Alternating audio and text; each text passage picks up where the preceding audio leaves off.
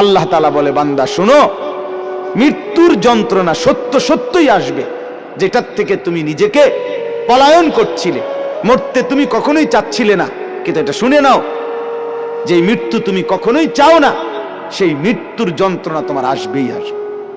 সাকরাতুল মউত, হাত্তাকে এমনকি আল্লাহর নবী সাল্লাল্লাহু আলাইহি সাল্লাম পর্যন্ত ইন্তেকালের পূর্বে নবীজি হাদিসে স্পষ্ট আছে, আম্মা জান আয়েশা বলছেন, নবীজি সাল্লাল্লাহু আলাইহি সাল্লাম একটা বাটির মধ্যে পানি দিছে, আর নিজের পবিত্র ডান হাত মোবারক দিয়ে হাত দিয়া এই বাটির পানির মধ্যে চুবাইতেছিলেন, আর কপালের ঘাম মুছতেছিলেন নবীজি, আর বলতেছিলেন, লা ইলাহা ইল্লাল্লাহ ইন্না লিল মাউতি সাকারাত।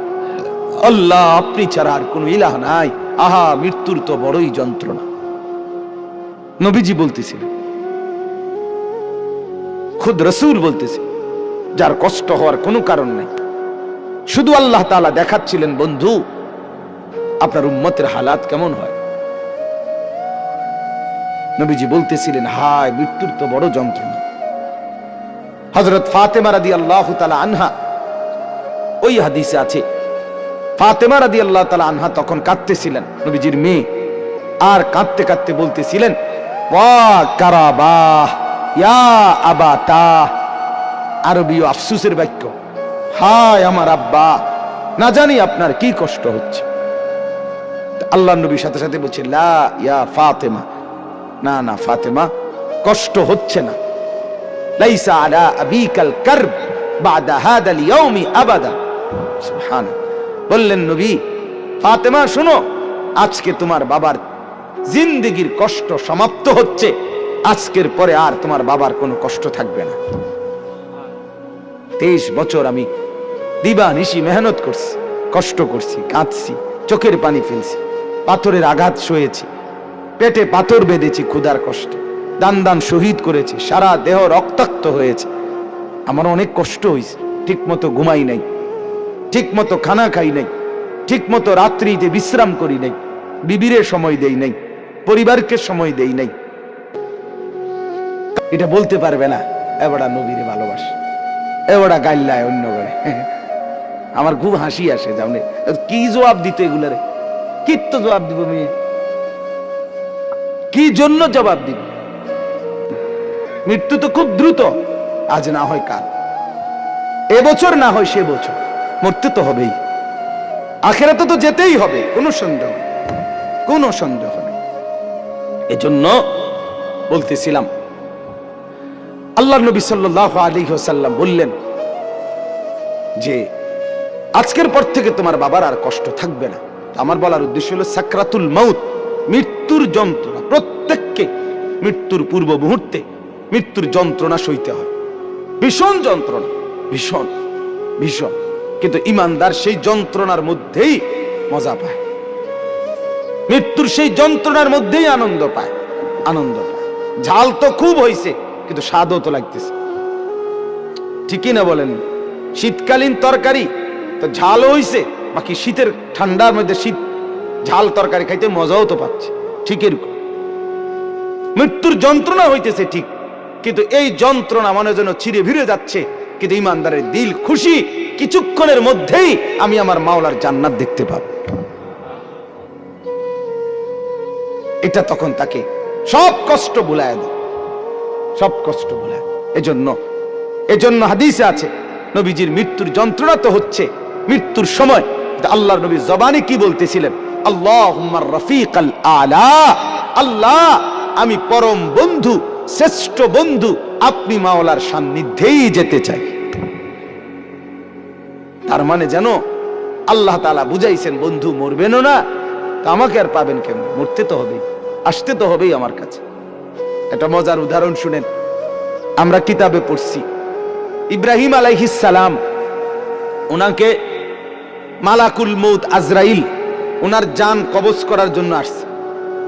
তা আসার পরে আজরাইল জি বলছে, হে আল্লাহর নবী ইব্রাহিম, আমি আসছি আপনার জান কবজ করতে, আপনি যাবেন? ইব্রাহিম আলাইহিস সালাম তখন মালাকুল মউত আজরাইলকে বলছে, আজরাইল কি বললা এটা? আচ্ছা তুমি আল্লাহকে একটা কথা জিজ্ঞেস করো, গিয়া যাও, একটা প্রশ্ন আমার, বলছে কি বলেন? তখন ইব্রাহিম আলাইহিস সালাম বলছে আল্লাহকে তুমি গিয়া বলো আয়াকবিজুল খলিলু রূহা খলিলিহি, কয় বন্ধু আরেক বন্ধুর কি জান কবজ করে? বন্ধু কি বন্ধুরে মাইরা ফেলে? কসাইডে কইতে কও মানে আমি না আল্লাহর বন্ধু, তো বন্ধু কেমনে বন্ধুর মাইরা লায়? এটা কেমন কথা? আজরাইল গেছেন, আল্লাহ তাআলাকে শুনাইছেন, আল্লাহ তো শুনছেই, তো আল্লাহকে বলছে রব্বুল আলামিন ইব্রাহিম তো এটা বলছে, কি বলতাম? তো আল্লাহ তাআলা ফেরত আরেকটা কথা বলছে যে আজরাইল তুমি গিয়ে এটা বলো ইব্রাহিমকে। এবার দেখো কি কয়।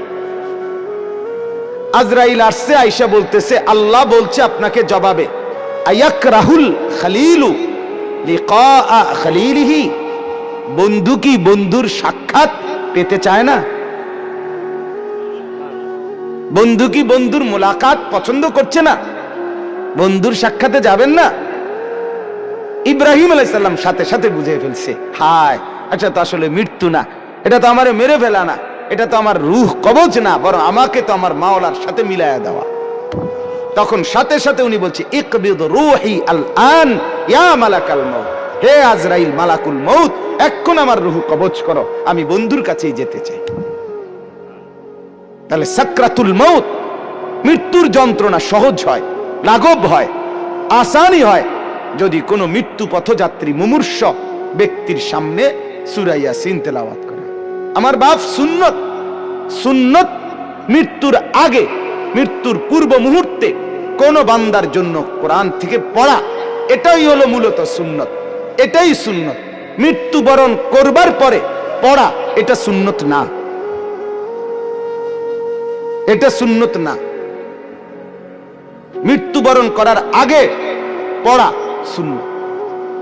এরপরে বলে তো কখনোই পড়ানো না, সেটা হলো স্বাভাবিকভাবে আমার আব্বার জন্য আমি দোয়া করব, তার জন্য কোরআনুল কারীম পড়ে পড়ে দোয়া করা, সেটা তো হলো সব সময়ের আমল আমার। কিন্তু এটাকে একটা রসম বানায় নেওয়া, নির্দিষ্ট নিয়ম বানায় নেওয়া, মরছেন তো এইবার 10 জন দিয়ে এবার নির্ধারিত পদ্ধতিতে নির্দিষ্ট এই সময়ের ভিতরেই পড়াইতেই হবে, দোয়া পড়াইতেই হবে, খতম পড়াইতেই হবে, এর মাধ্যমে তাকে কবরবাসীর বা মৃত ব্যক্তিটার উপকার পৌঁছাইতেই হবে। এখন এভাবেই, এটাই নিয়ম, এটাই সিস্টেম, এটা সুন্নত না। এটা কি না বলেন না? সুন্নত না, সুন্নত নয়। আপনি বলবেন, আপনারা বলবেন এই জন্য এগরে ওয়াহাবি কয়, শেষ পর্যন্ত কথা শুনবেন, এটা কয় দেখবা যেই কোনো কিছুতে এরা উল্টাটা কয়। আসলে উল্টাটা চলতে চলতে এখন 12টা উল্টা হয়ে গেছে, 12টা হয়ে গেছে উল্টা। সুন্নতটা হয়ে গেছে অপরিচিত, বেদাতটা হয়ে গেছে পরিচিত, পরিচিত। এখন মুসলমানের ঘরে একটা দস্তরখানের কথা জিজ্ঞেস করিলে এবার লুঙ্গি আনে, কি লুঙ্গি একটা আইনা বিছায় দেয়, গামছা বিছায়া দেয়, অথবা সাদ্দুর কয় হুজুর এটাই সারবো, সারবলে এত কথা না। তুমি যে জানো না বেটা মুসলমান, এটা না বড় কথা, দুঃখের কথা। তুমি তোমার রসুলের এতটুকু পরিচয় তোমার মধ্যে নাই। আল্লাহ তাআলা আমাদেরকে সুন্নতের মহব্বত করার তৌফিক দান করেন। তাইলে আমি 2টা ফজিলত বললাম, এবার আরেকটা ফজিলত। রাসূলুল্লাহ সাল্লাল্লাহু আলাইহি সাল্লাম বলেন, যে ব্যক্তি সকালবেলা সূরা ইয়াসিন তেলাওয়াত করবে সন্ধ্যা পর্যন্ত সে বিপদ আপদ থেকে নিরাপদ থাকবে। সন্ধ্যায় পড়বে, সকাল পর্যন্ত বিপদ আপদ থেকে নিরাপদ থাকবে। তাইলে সূরা ইয়াসিন অনেক ফজিলত, মৃত্যু পথযাত্রীর মৃত্যু যন্ত্রণা সহজ হয়। এরপরে সকাল সন্ধ্যায় পড়লে তার আপনার বিপদ আপদ পরেশানি মুসিবত থেকে দূর হয়। সর্বোপরি সূরা ইয়াসিন এটার দ্বারা অনেক বেশি ফজিলত অর্জিত হয়। একজন ইমানদারের উচিত সূরা ইয়াসিনকে নিয়মিত তেলাওয়াতের অংশ হিসাবে গ্রহণ করা।